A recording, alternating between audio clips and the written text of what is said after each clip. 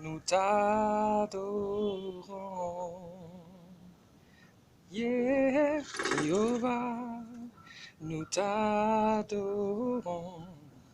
Adorons ton nom, Jésus. Adorons ton nom. Jéhovah, nous t'adorons. Namahu apelu bouye jene kafuiae bouye jene. Namahu apelu bouye jene kafuiae bouye jene. Alléluia. Ubu fiafona. Hosiana. Ubu fiafona. Alléluia. Alléluia. Alléluia. Ekona. Obakanda ba shekere kinda braba kotobo.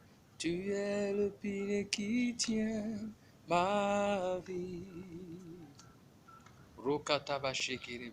Tu es le pilier qui tient ma vie. Maître Jésus, tu es le pilier qui tient ma vie. Maître Jésus, oh, tu es le pilier qui tient ma vie. Rikatama shekerebe kanda, Père, gloire à ton nom. Rokataba shekerebe kinda, gloire à ton nom. Marikete mekodo braba kende, gloire à ton nom. Marekete sakaraba kende, gloire à ton nom, Père. Tu es digne d'être élevé, tu es digne d'être magnifié. Oh bakanda braba baba. Tu es digne de recevoir la louange et la richesse, la sagesse et la louange et l'honneur. Tu as racheté par ton sang les hommes de toutes les tribus, de tout peuple, de toute langue, Jésus-Christ. Tu es digne de recevoir la louange et la richesse, la sagesse, la louange et l'honneur. Oh, tu as racheté par ton sang les hommes de toutes les tribus, de tout peuple, de toute langue, Jésus-Christ. Je commence à rendre grâce à Dieu et à bénir le Seigneur pour la vie de quelqu'un qui me suivra dans le nom de Jésus. Tu as certainement choisi la bonne part qui ne te sera jamais ôtée. Avant de continuer, j'aimerais faire, je dirais, quelques suggestions. Nous sommes en Afrique et nous sommes au Bénin. Et le plus souvent, à moins de choses, c'est de petites polémiques. De temps en temps, tu vas peut-être voir quelque chose de blanc dans ma main. C'est juste un papier mouchoir. Ce n'est pas autre chose. Donc, bien-aimés, comprenez ça dans le nom de Jésus. C'est juste un papier mouchoir, rien de plus. C'est juste un papier mouchoir et rien de plus. Donc, pour ceux qui peut-être vont se dire,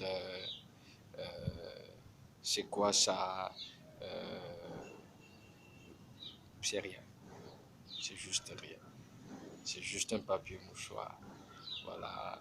Donc, ce qu'on est au Bénin ou ce qu'on est en Afrique, on va dire, ah, mais pourquoi il a toujours un truc blanc dans la main? C'est juste un papier mouchoir, frère. C'est rien de plus.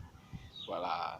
Et ceux qui me connaissent sachent toujours que j'ai toujours un papier mouchoir en main. Voilà, de temps en temps pour nettoyer le visage, Voilà, c'est juste un réflexe, c'est pas autre chose.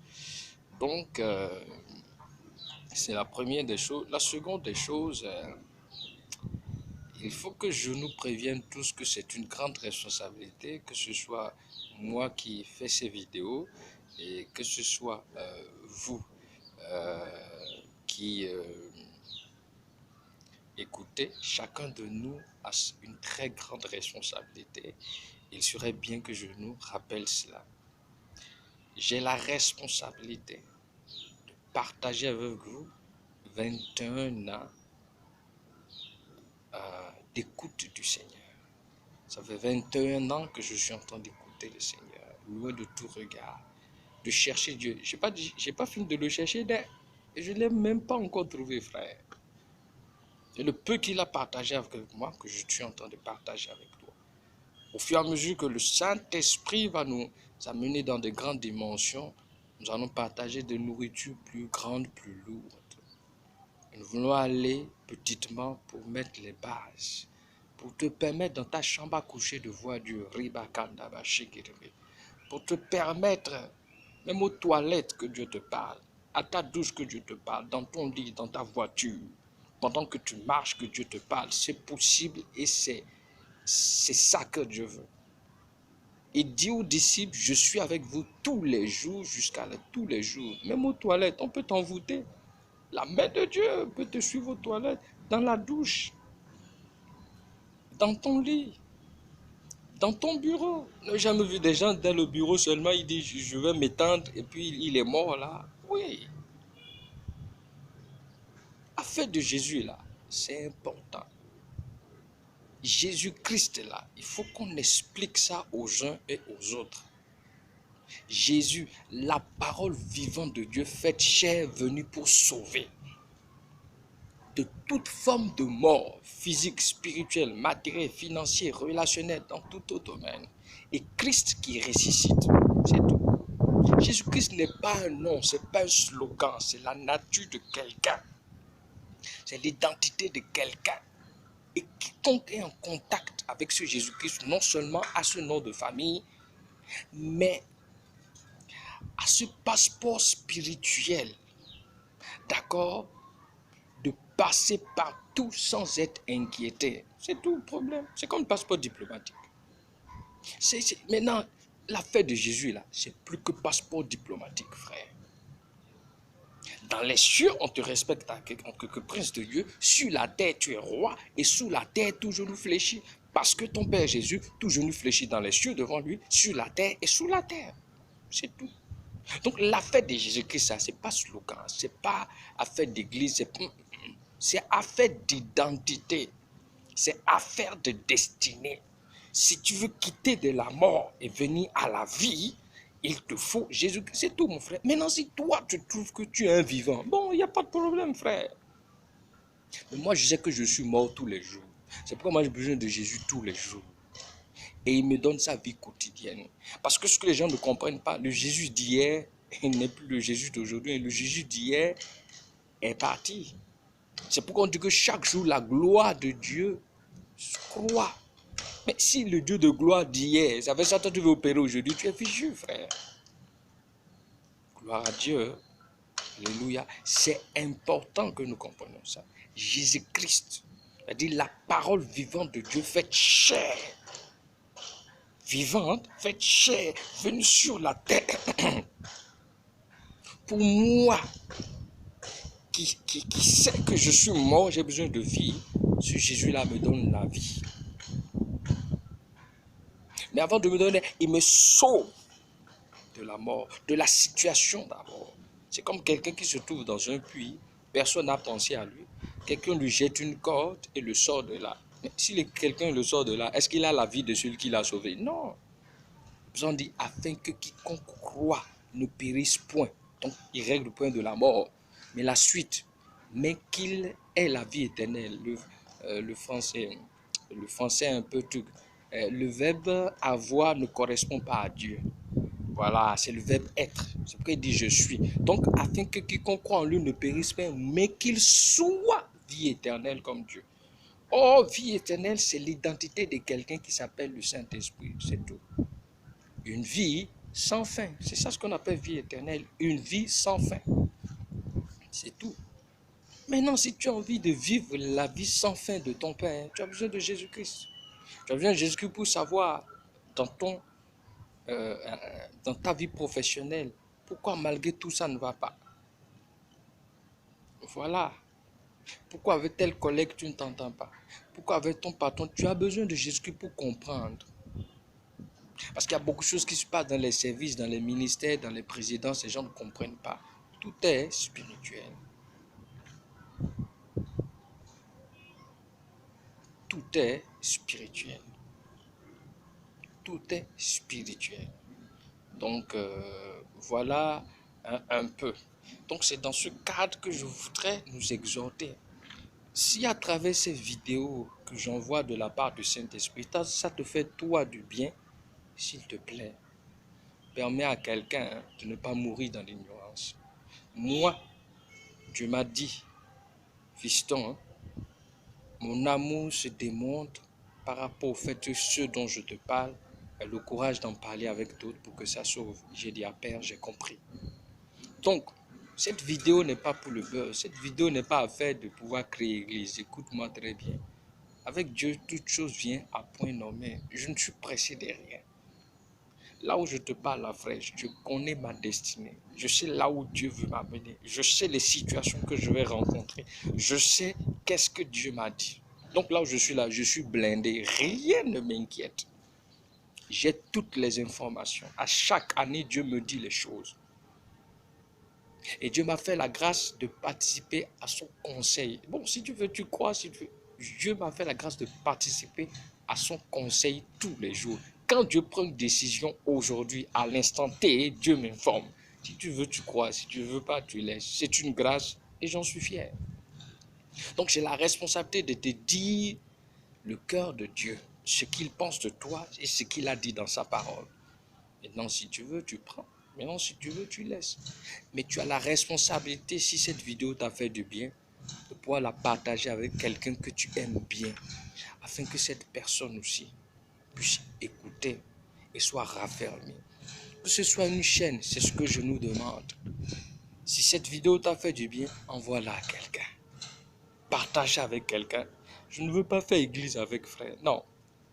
Mais si jamais, je préfère te dire, ce que moi Dieu m'a appris pendant 21 ans, si je ne partage pas avec toi et que je quittais la terre, je vais directement dans le feu parce que le fait de n'avoir pas partagé avec toi peut-être aurait fait que toi tu serais mort sans la révélation de Dieu et ton sang me sera demandé. C'est tout le principe. Si les gens comprenaient que l'affaire de Jésus c'est ça là, personne ne va chercher à ce que le sang de quelqu'un d'autre puisse être, c'est-à-dire que puisse lui être redemandé. Maintenant, dans le feu, là, je vais t'expliquer quelque chose. Les premiers bancs, là, ce serait pour Satan et ses trucs. Les bancs qui vont suivre le diable, là, ce seraient ceux qui se seront moqués de Dieu. Dieu n'a pas fait le feu pour toi qu'il a créé. Il a fait le feu pour Satan et ses démons. Donc, imagine-toi, le feu qu'on va préparer pour pouvoir punir des esprits, pour punir Satan et ses démons en tant qu'ennemis de Dieu, qu'est-ce que toi tu iras chercher là-bas? C'est toute l'affaire. On ne vient pas à Jésus pour avoir femme, villa, enfant, voiture. Je vous avais déjà fait la vidéo. Quand tu viens à Jésus, tu es un sorcier. Parce que toi, tu ne t'aimes pas. Et si tu meurs dans ça, doublement, ton âme te sera redemandée. Donc, partage la vidéo autant que possible. Pas seulement à l'intérieur du pays, pas seulement dans la nation, mais autour de toi. Si tu as un ami qui ne sait plus où mettre de la tête et tu as suivi cette vidéo, d'accord, et puis ça t'a fait du bien, partage avec lui, simplement. Hein. Même pas, partage avec lui pour dire, écoute ça. C'est ça qui va nous aider, nous tous.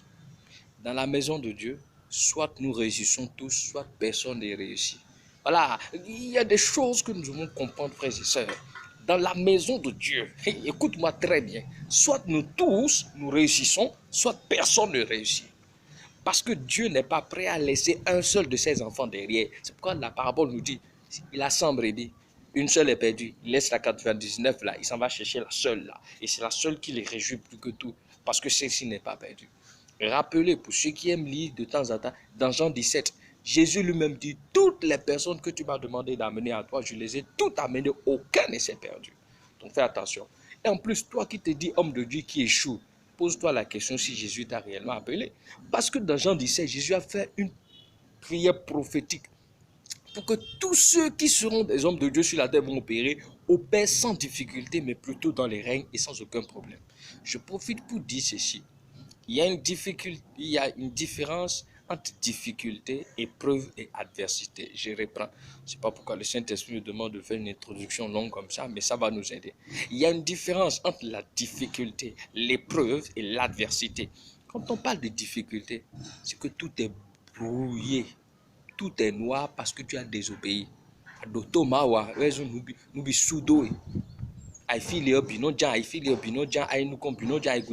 C'est ça qu'on appelle la difficulté. J'ai du mal à affronter les situations. Je suis submergé. Tout me tombe dessus. C'est ça. D'accord? Ensuite, quand on parle d'épreuve, c'est Dieu qui veut tester la dimension de mon amour et de mon obéissance. Et là, dans l'épreuve, si tu n'as pas la foi, ça ne marche pas. Je reviendrai sur une vidéo plus explicite pour nous faire comprendre ce qu'est la foi. Mais ce que je peux te dire, quand on parle de foi, là, il y a 3 choses qui sont importantes. C'est la foi de Dieu qu'il faut rechercher. Toi, ta foi, là, tu ne connais rien pour avoir de foi. Voilà. Mais je te parle de la foi de Dieu. C'est cette foi de Dieu qui te permet de traverser une épreuve.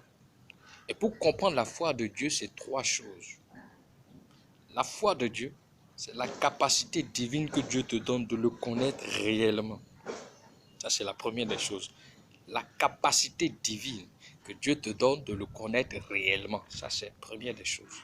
Seconde des choses, la capacité divine que Dieu te donne de l'aimer réellement.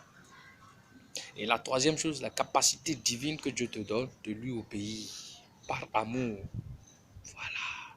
Parce qu'avec Dieu, tu ne vas jamais échouer. Dieu ne te voudra jamais du mal. C'est ça l'obéissance. Je suis tellement confiant en mon Dieu. Il m'aime tellement qu'il ne me fera jamais du mal. Donc tout ce qu'il me dit, yeux fermés, je le fais parce qu'il est l'amour. Il ne peut jamais vouloir mon mal. Voilà les 3 choses qui te permettront de pouvoir affronter quand on parle d'épreuve. L'épreuve, Dieu teste ton amour pour lui. Dieu teste ta détermination à marcher avec lui quoi qu'il advienne. Il teste ton attachement. C'est ça qu'on appelle épreuve. Et sans la foi de Dieu, tu ne peux pas. Mon ami, tu ne peux pas. Il ne faut pas rester dans le dire, j'ai la foi. La foi de Dieu, c'est différent. Voilà. Dans cette foi de Dieu, tu as 3 choses. La capacité divine que Dieu te donne de le connaître réellement. Comme Job a dit, j'avais entendu parler de toi, mais maintenant mon œil t'a vu. Deuxième chose, la capacité divine d'aimer Dieu. Comme on l'a dit dans Romains 5,5, que c'est le Saint-Esprit qui répand l'amour de Dieu dans nos cœurs par le Saint-Esprit. Troisième chose, la capacité d'obéir à Dieu. C'est-à-dire quoi?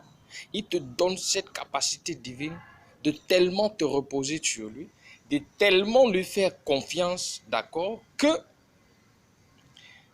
tout ce qu'il te dit, tu le fais avec amour. Et quand on parle maintenant d'adversité, c'est quand toi tu es dans l'épreuve que l'adversité vient. Est-ce qu'on se comprend? C'est quand tu es dans l'adversité que...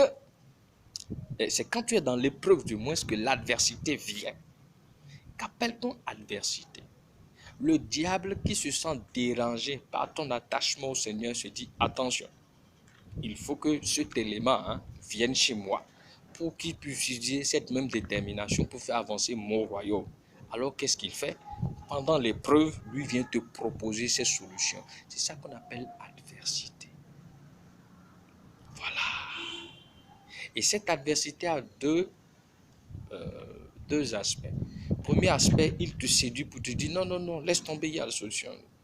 Et quand tu restes ferme, il adopte une deuxième position qu'on appelle l'influence.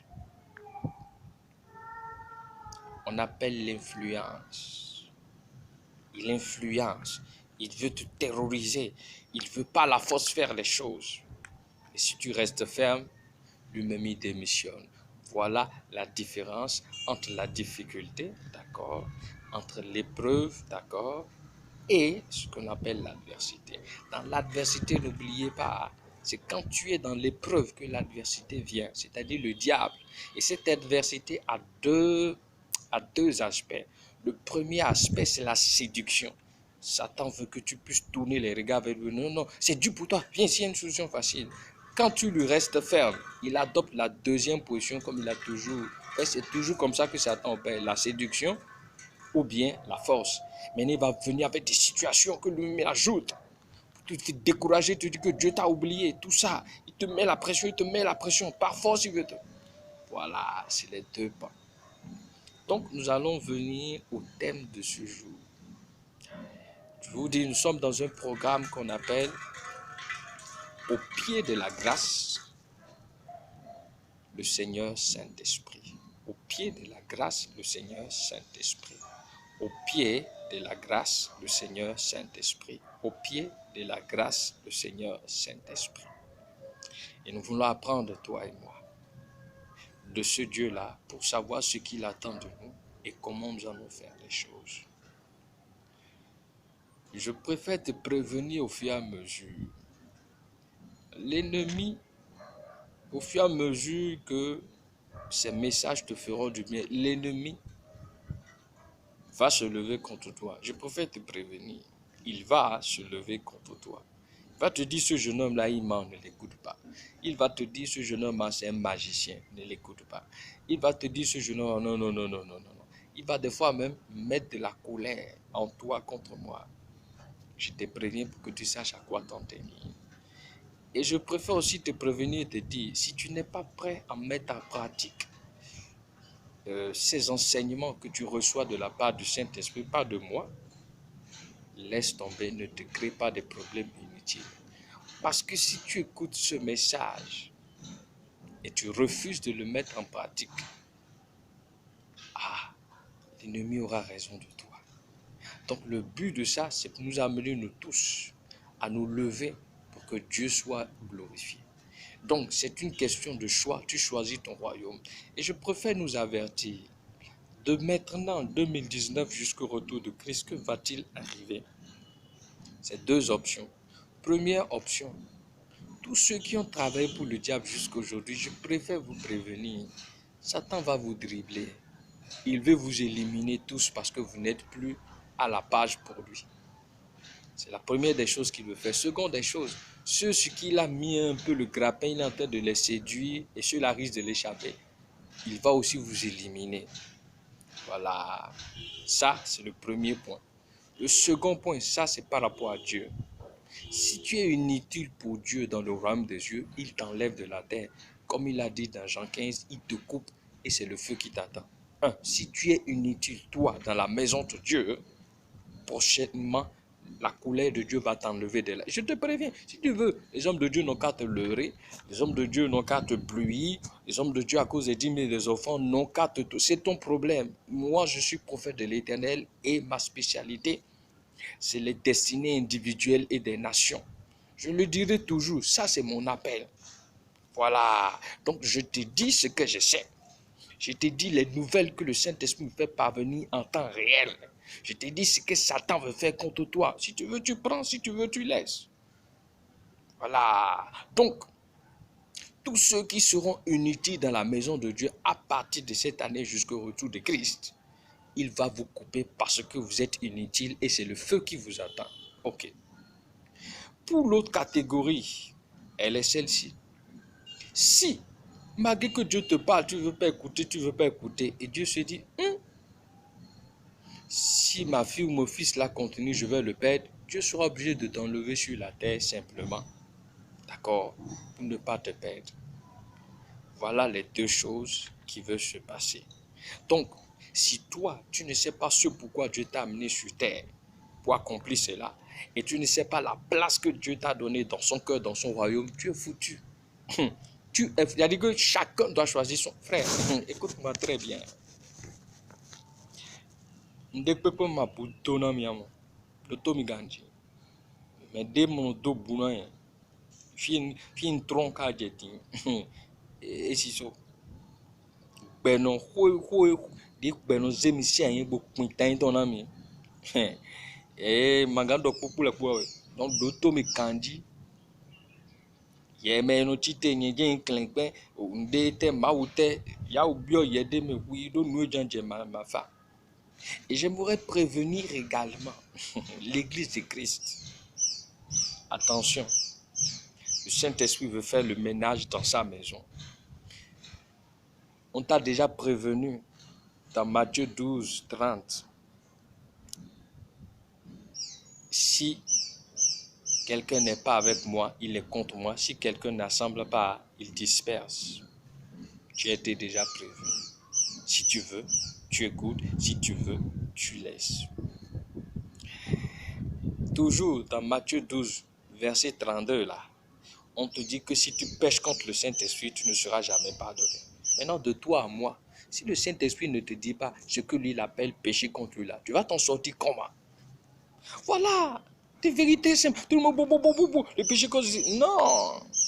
Est-ce que je peux te dire un tout petit peu pour que tu comprennes? Tout mépris contre le Saint-Esprit du blasphème. Tout manque de respect au Saint-Esprit est du blasphème. Voilà. Lorsque toi, tu ne consultes pas Dieu avant de prendre des décisions dans ta propre vie, là, c'est du blasphème. Parce qu'il dit que ton corps est son temple. Voilà. Il te dit également qu'il t'a racheté à un grand prix. Tout ça, là, va voir dans 1 Corinthiens 3, 16, 17. Va voir dans 1 Corinthiens 6, 19 à 20. Il t'a racheté à un grand prix. Donc, tu ne t'appartiens pas. Donc, fais attention. Ma vie, quelle vie tu maîtrises? On te dit que tant que le Saint-Esprit n'a pas transformé ta vie, tu as un cœur tortueux. Jérémie 17, 9 à 10. Le cœur tortueux par-dessus tous les méchants, qui peut le connaître? Donc, tu parles. Donc, trois choses te créent déjà des problèmes. Tu as un cœur tortueux. Nous avons un cœur tortueux. Ça veut dire quoi? Un cœur qui aime se faire souffrir les autres. Deuxième des choses, méchant. Un cœur insensible, incompatissant, sans miséricorde, intrépide. Non, quand on te fait quelque chose ainsi, tu ne rends pas quoi pour montrer. Et troisième chose, que tu ne connais pas ce cœur. Maintenant, tu t'en sors comment? Maintenant, Dieu te prévient, toi et moi. Le verset 10 maintenant. Moi, j'éprouve le cœur. Tu entends? Je sonde les reins. Tu entends? Pour rendre à chacun selon ses voies. Donc, dans le royaume des ténèbres, c'est plusieurs voies qu'on prend. Pour rendre à chacun selon ses voies, selon le fruit de ses œuvres. Frère, allons doucement. Donc, je voudrais mettre ces mises au point pour nous aider. Partage la vidéo si tu te sens touché, pour permettre à quelqu'un d'être sauvé également, pour que son sang ne te soit pas demandé. Alors, sur quel sujet nous voulons parler ce soir, bien-aimés? Hey, ça va chauffer. Nous voulons parler de la bénédiction et de la semence dans le royaume des cieux et selon le Saint-Esprit. Je reprends. La bénédiction et la semence dans le royaume des cieux et selon le Saint-Esprit. Ça voudra dire quoi? Dans le royaume des cieux, qu'appelle-t-on bénédiction? Dans le royaume des cieux, qu'appelle-t-on semence? Et qu'est-ce que le Saint-Esprit nous dit sur la bénédiction et la semence? Nous allons aller doucement pour comprendre en profondeur ce que le Père est en train de nous dire. Nous allons repartir dans Genèse 1. Je peux vous le citer, mais je préfère qu'on le lise calmement. Et nous allons comprendre un certain nombre de vérités. Genèse chapitre 1 du verset 26 au verset 28. La Bible dit ceci. Nous lisons dans le nom de Jésus. Puis Dieu dit, c'est Dieu qui parle, le Seigneur des Seigneurs, celui qui dit la chose arrive, celui qui en un claquement de doigts peut nous faire tous mourir sur la terre. Il dit, puis Dieu dit, faisons l'homme à notre image, selon notre ressemblance, et qu'il domine sur les poissons de la mer, sur les oiseaux du ciel, sur le bétail, sur toute la terre et sur tous les reptiles qui rampent sur la terre. Dieu créa l'homme à son image. Il le créa à l'image de Dieu. Il créa l'homme et la femme. 28, Dieu les bénit et Dieu leur dit, soyez féconds, multipliez, remplissez la terre et l'assujettissez et dominez sur les poissons de la mer, sur les oiseaux du ciel, sur tout animal qui se meut sur la terre. Ah, Dieu les bénit, c'est ce qui m'intéresse. Dieu les bénit. Donc, que pouvons-nous comprendre d'abord sur la bénédiction? C'est ce que Dieu me dit qu'il a déjà fait ou qu'il va me faire. C'est comme ça qu'il faut comprendre d'abord ce qu'on appelle la bénédiction. Ce n'est pas ce que l'homme de Dieu proclame. Allons doucement, comprenons les choses comme telles. La Bible dit qu'elle appelle bénédiction ce que Dieu dit sur ma vie et qu'il me dit personnellement, ou ce qu'il me dit qu'il a déjà fait pour moi. Ça fait deux aspects. Il me dit personnellement ce qu'il veut me faire, l'honneur qu'il veut me faire, la position qu'il veut me donner, ou il me dit ce qu'il a déjà fait. Donc c'est moi que ça concerne. Alléluia. Et c'est ça qui est d'abord important. C'est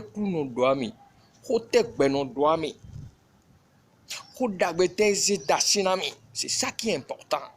Il me dit quoi?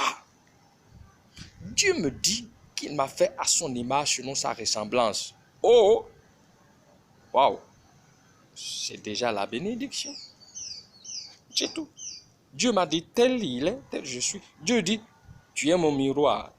Yes. Oh, je dois me sentir honoré. Et il dit, tout ce que j'ai et je suis, tu l'es également. Mon ami, tu n'as pas besoin de savoir si tu es saint ou pas. Tu prends la parole ou tu la rejettes. Parce que c'est en prenant cette parole que cette parole devient corps en toi. C'est tout. C'est tout. Donc, c'est ce que Dieu te dit déjà. Le fait que Dieu te dise que tu as son image de sa ressemblance, il te dit déjà ce qu'il a fait de toi. Donc, tu es béni, mon ami. C'est tout. Donc, si toi, tu es un béni, est-ce qu'il faut te comporter comme un clochard? Est-ce que tu dois quémander l'amour à gauche, à droite? Est-ce que tu dois te comporter comme, je ne sais pas, quelqu'un qui n'a personne? Non, c'est une insulte. Dieu t'a dit, ça doit te suffire. Papa te comprend, maman te comprend ou pas, ou chérie te comprend ou pas, ou ami te comprend ou pas, collègue, ça ne doit pas te gêner. Dieu te dit qu'il t'a créé à son image, selon sa ressemblance. Tu es le miroir de Dieu, d'accord, sur la terre, et il dit tout ce qu'il est et tout ce qu'il a, tu l'es aussi. Alors commence à sauter de joie. Et ce n'est pas fini. Qu'est-ce qu'on te dit comme étant bénédiction encore? On dit, et qu'il domine sur les poissons de la mer. C'est-à-dire que le monde des eaux, tout ce qu'il y a comme eau et tout ce qui se trouve à l'intérieur de l'eau, Dieu te dit, je te donne de commander. Les oiseaux du ciel, l'atmosphère des cieux, Dieu te demande de commander. Sur le bétail, c'est-à-dire quoi? Tout ce qui est animal là, Dieu te demande de commander. Et sur tous les reptiles qui rampent sur la terre. C'est ça. La terre là, Dieu te dit aussi de régner sur elle. Et c'est pas fini. Il continue. Il approfondit. Il dit Dieu les bénit et Dieu leur dit, soyez féconds. Quand on parle de fécondité là, on parle de quelque chose qui vit et qui produit également la vie. C'est tout. Dieu dit, parce que je t'ai créé à mon image selon ma et que moi je vis et que moi je communique la vie, c'est ce que Dieu est. Donc commence à sauter de joie et bénir le Seigneur, frère. Et c'est tout. Voilà. Sois fécond. Il dit multiplie-toi. Assujettis. D'accord? Et domine. Fécond, multiplie, remplis, assujettis et domine. C'est à toi de prendre ces paroles-là, de voir la profondeur et de te dire, attention, je ne suis pas n'importe qui et commence à rendre grâce à Dieu. Donc là où tu es, là, après avoir écouté ce message, là, si tu continues à te lamenter, Dieu toi, vous n'allez pas vous entendre. Toujours dans la bénédiction, qu'est-ce qu'on peut comprendre? Allons-y dans le nom puissant de Christ Jésus. Nous allons aller dans Éphésiens 1:3. Je peux vous le citer, mais je préfère qu'on le lise également. Éphésiens 1:3 du moins. Et parce que ça va tous nous faire du bien. Éphésiens 1, le chapitre 1, le verset 3. Écoutons ce que dit simplement la parole et cela va nous faire du bien. Gloire à Dieu. Béni soit Dieu le Père de notre Seigneur Jésus-Christ qui nous a bénis de toutes sortes de bénédictions spirituelles dans les lieux célestes en Christ. Oh, bakalaka. Béni soit Dieu le Père de notre Seigneur Jésus-Christ qui nous a bénis de toutes sortes de bénédictions spirituelles dans les lieux célestes en Christ. Ah, tu t'imagines, le niveau est monté. On te dit que toutes les vertus que prône le Saint-Esprit, toutes ces vertus-là sont identifiées à toi. Autrement dit, le Saint-Esprit dit, je suis appelé à faire de toi ce que moi je suis. Donc, ce que je... Maintenant, si toi tu veux connaître toutes sortes de ces bénédictions spirituelles dans les célestes en Jésus-Christ, qu'est-ce que tu fais? Tu cherches le Saint-Esprit. Donc, la bénédiction, c'est ça. Ce que Dieu te dit en secret, que tu es, ou ce qu'il a fait de toi, qu'il a déjà fait et qui te fait comprendre. C'est à toi de sauter de joie, c'est tout. Donc, c'est ça la bénédiction. Et nous voulons enclencher également sur une profondeur qu'on appelle la semence. La semence, c'est quoi? C'est toute inspiration divine qui te vient pour honorer Dieu. Comprends ça comme ça. La semence, c'est toute inspiration divine qui te vient de Dieu, d'accord, pour l'honorer. Ça voudra dire quoi? Si le Saint-Esprit ne te dit pas de faire une semence, tu ne dois pas le faire. Ce n'est pas une question de sentiment. Si tu honores une personne, ça fait ton problème. Si tu honores Dieu, c'est ça. Donc, on appelle semence dans le royaume des cieux. D'accord? Tout ce dont le Saint-Esprit t'inspire pour que tu puisses honorer Dieu. Donc, la semence a pour but d'honorer Dieu, de positionner Dieu. La semence n'a pas pour but de corrompre Dieu. La semence n'a pas pour but de prendre Dieu comme un fétiche qui multiplie. Non. La semence a pour seul but, bien-aimé, de pouvoir honorer Dieu. Donc, c'est l'Esprit de Dieu qui t'inspire en temps utile pour te dire, pose tel pas pour honorer le roi. Pose tel pas pour distinguer Dieu. Et ça, c'est la première dimension de la semence, honorer Dieu. La deuxième dimension de la semence, c'est une alliance. Et ça, c'est quelque chose de long à développer. On appelle alliance, c'est pas la même chose, mais juste pour donner, vous voyez les pactes. Voilà, l'alliance est plus forte que le pacte. L'alliance, elle est plus forte que le pacte. Parce que le pacte, il suffit de ne plus respecter ce que chacun dit, c'est rompu. Mais ici, là, c'est éternel, l'alliance. Et c'est ce que Dieu a fait avec Abraham, Isaac, Jacob, David. Donc, la deuxième dimension de la semence, c'est l'alliance. La troisième dimension de la semence, c'est une façon pratique de faire le don de soi. Voilà, le don de soi et mourir à soi. Pour monter à Dieu, qu'on meurt à ce que l'on est pour que lui règne. Voilà les trois dimensions du truc.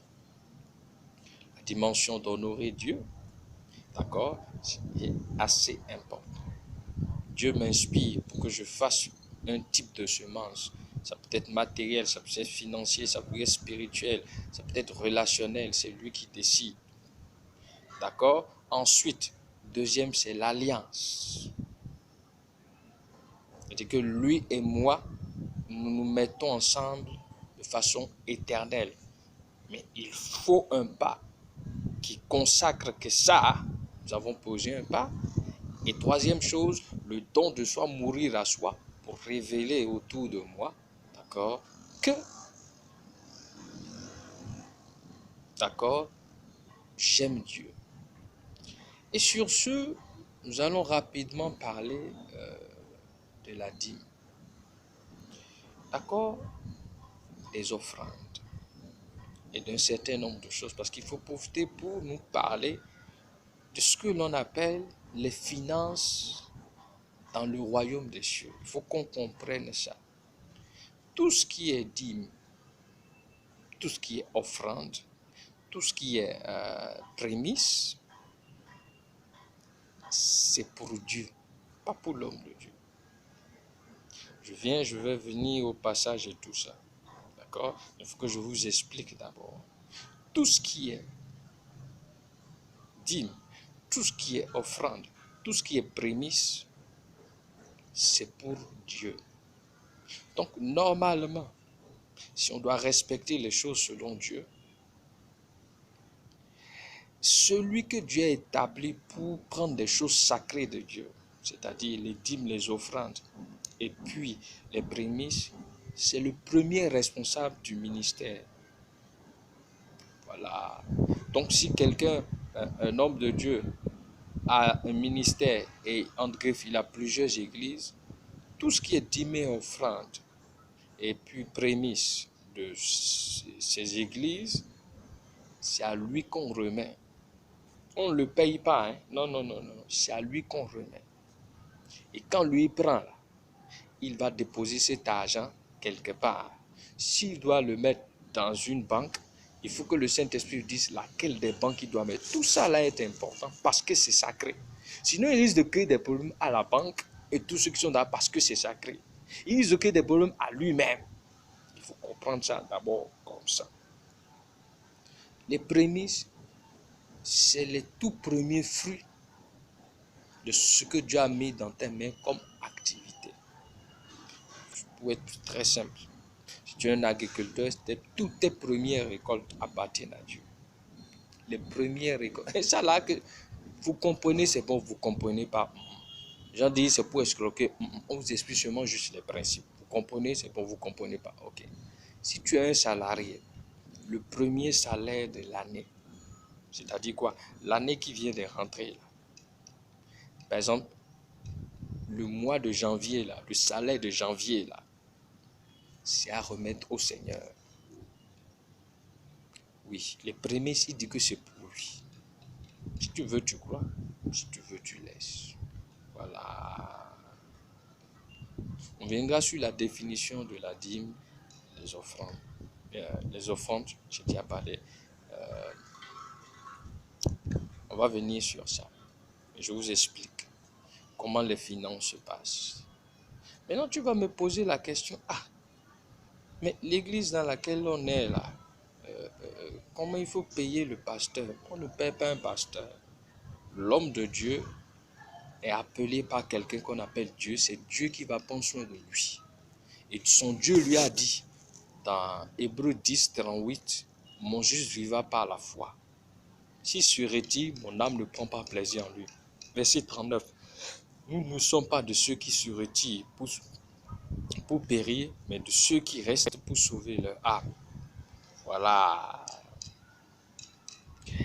Mais comment il faut faire? La Bible nous recommande de faire part de nos biens à celui qui nous enseigne. Ça voudrait dire quoi? Celui qui enseigne, c'est le pasteur local ou le responsable de tout le ministère. Si tu es une vendeuse de piment, d'accord, c'est toi qui vois. Par mois ou toutes les 2 semaines, je veux participer à la sauce de l'homme de Dieu. Je lui donne 1 tongolo de piment ou bien 2 tongolos de piment toutes les 2 semaines ou par mois ou par semestre, c'est toi qui vois.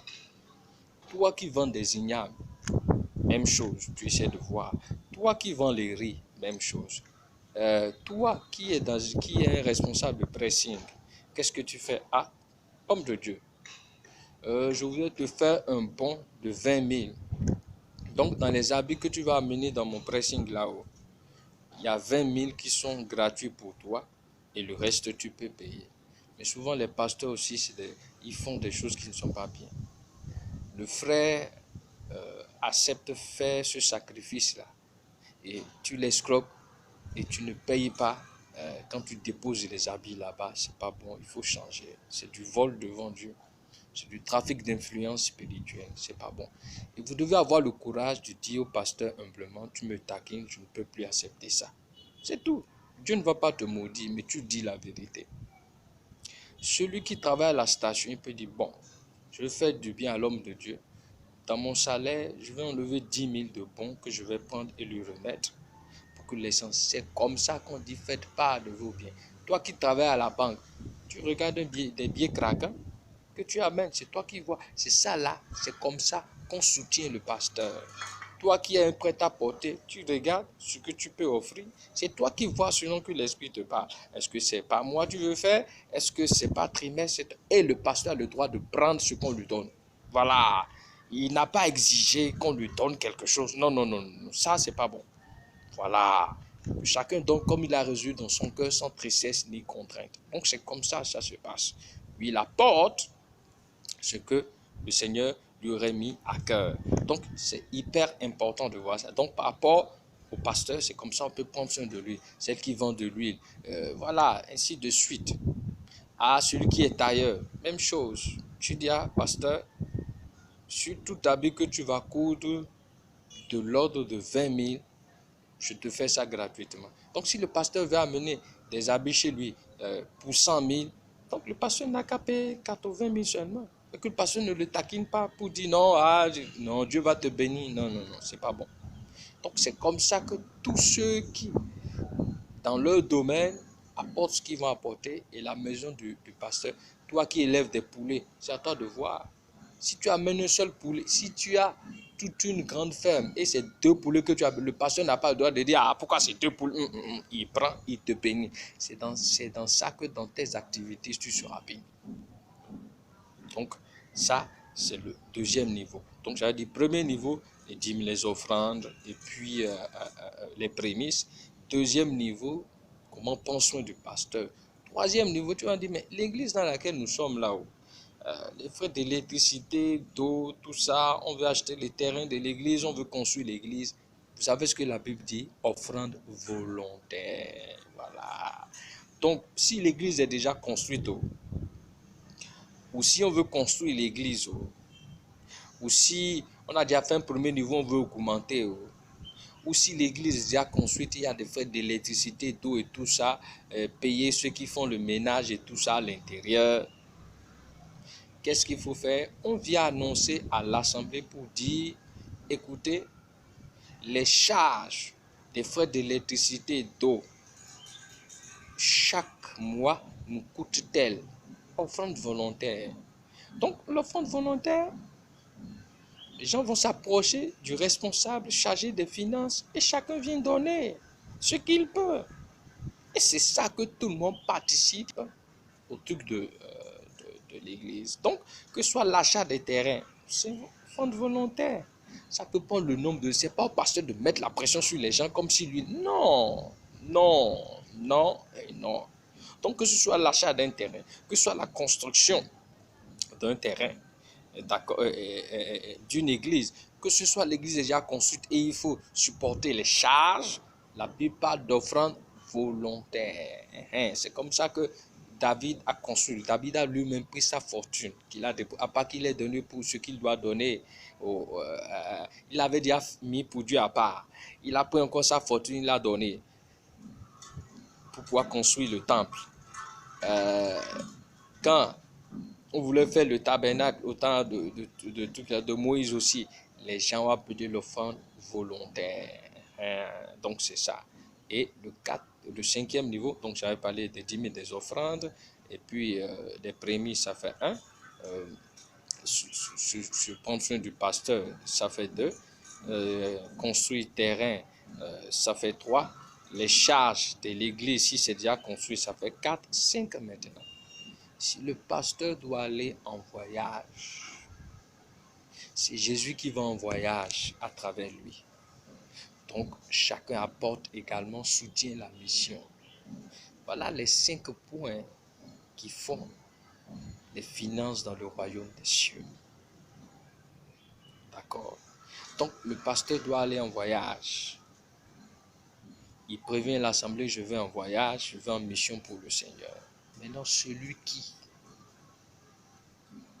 d'accord? Celui qui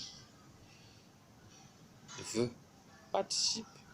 Même si le pasteur a acheté son billet, même s'il a déjà fait sa valise, même si c'est Jésus qui s'en va, donc chacun apporte.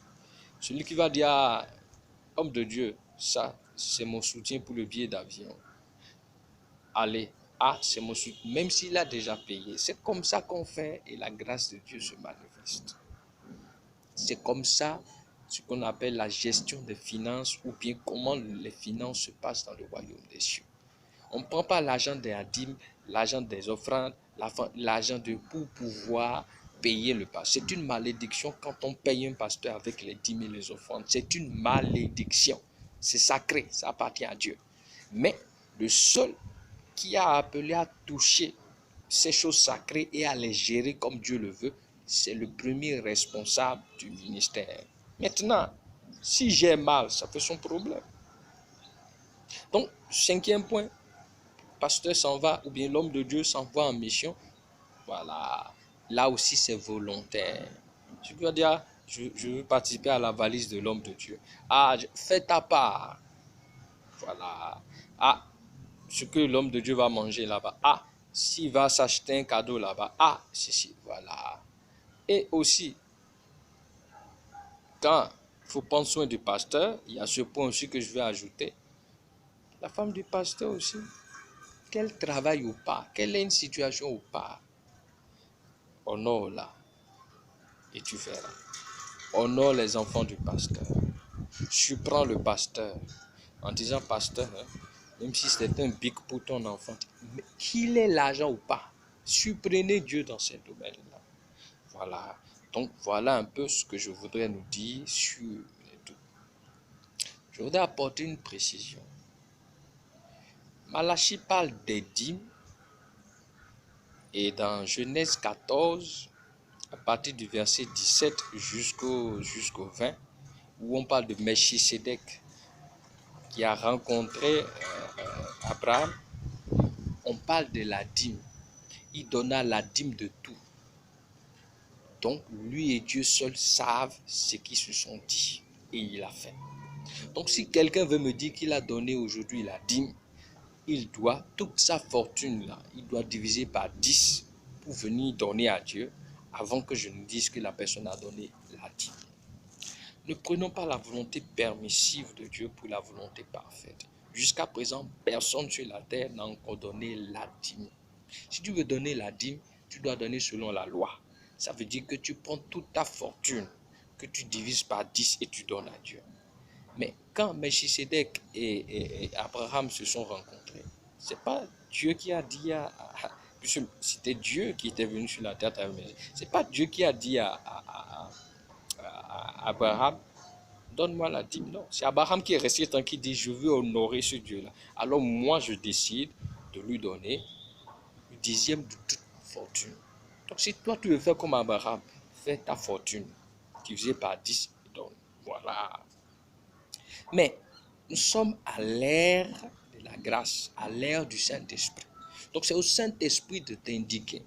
Donc, aux hommes de Dieu et à ceux qui participent dans les assemblées, c'est l'homme de Dieu qui doit venir dire au peuple de Dieu, le rendez-vous pour apporter vos dîmes, vos offrandes chaque mois, c'est chaque trimestre, c'est chaque semestre, il doit dire ça. Parce que ce sera un rendez-vous où Dieu vient pour pouvoir opérer. Je vais lire, il n'y a pas de problème, il faut qu'on explique. Donc c'est l'homme de Dieu a la responsabilité de dire quel est le rendez-vous de Dieu pour les dîmes, les offrandes et puis les prémices. Aujourd'hui, on se rend compte que c'est tous les mois. Non, c'est une erreur. Et ça pompe les frères et sœurs par rapport à certaines choses. Donc, pour que tout le monde soit libre et comprenne comment le financement marche dans le royaume de Dieu, c'est pourquoi je nous ai expliqué tout ça. Et un homme de Dieu, que le frère donne la dîme ou pas, n'a pas le droit de réclamer ça parce que c'est une question entre lui et Dieu. Donc, et ceux qui prônent que, que nous ne sommes plus autant des dîmes et des offrandes, faites attention, c'est une malédiction. Je veux lire pour terminer, c'est pourquoi je prends mon temps. La dernière chose sur laquelle Dieu a parlé, avant de venir parler dans Matthieu, parce que selon les trucs, selon les informations, entre Malachie et puis Matthieu, 400 ans se sont écoulés. Donc Dieu s'est tué pendant 4 siècles. La dernière parole que Dieu a dite avant que Jésus ne vienne sur la terre, il a parlé des dîmes et des offrandes. Alors faites attention. Vous les escrocs du diable, vous les bandits, je préfère vous dire ça, vous les agents du diable qui induisez le peuple en erreur. Vous dites de ne pas honorer Dieu avec les dîmes et les offrandes. Faites attention. C'est la dernière parole que Dieu a dite avant qu'on ne voit Matthieu. Donc faites attention. Vous leur dites ce qu'ils doivent faire et vous les laissez faire ou pas. C'est une question de Dieu et chacun. Donc vraiment, il faut mettre l'accent sur ça. Donc, c'est ça.